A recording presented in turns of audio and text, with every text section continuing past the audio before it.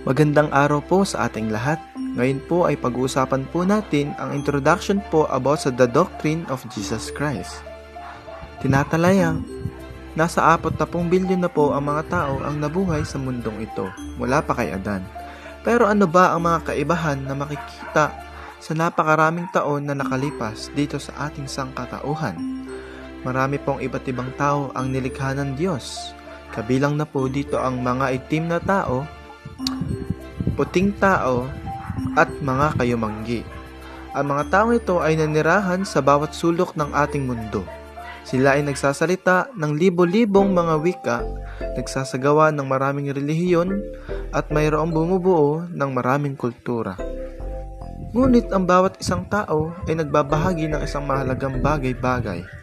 Pero sa Jesucristo, ang kanyang layunin ng buhay dito at ang kanyang walang hanggang kapalaran ay ganap na nakasalalay sa kanyang personal na relasyon sa paksa na ating pag-aaralan na The Doctrine of Jesus Christ. Ito ang ating Panginoong Jesucristo. Ito ay ganap na binigyan diin at ang kahalagahang ng kanyang buhay.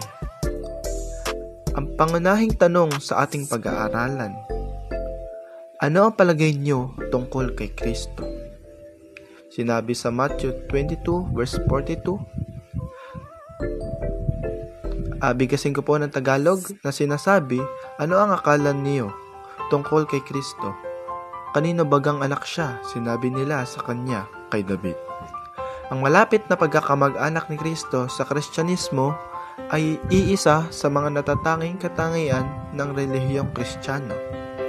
Kung aalisin mo ang pangalan ng Buddha sa Budismo at ganap na aalisin ang personal na nabubunyag sa kanyang sistema, at kung aalisin mo rin ang pagkatao ng Muhammad mula sa Islam, ang doktrina ng mga relihiyong ito ay maiiwan pa ring buo. Ngunit alisin mula sa Kristyanismo ang pangalan at persona ni Jesucristo, ay ano ang mawawala? Wala.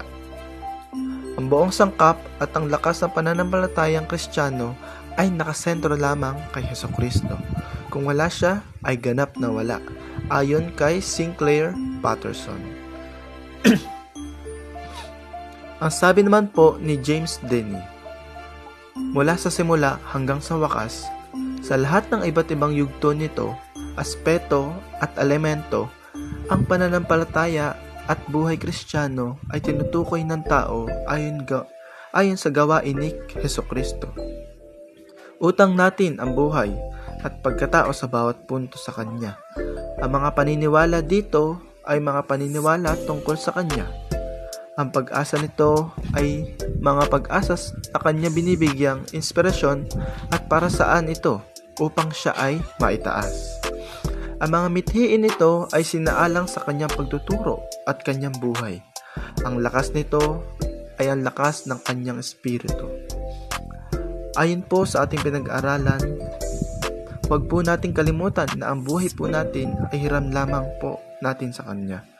At mula sa simula hanggang sa wakas, nasa Panginoon pa rin ang wakas. Kaya nawa ang ating paniniwala at pagtitiwala ay nasa sa Kanya lamang po. Ayun lamang po at maraming salamat.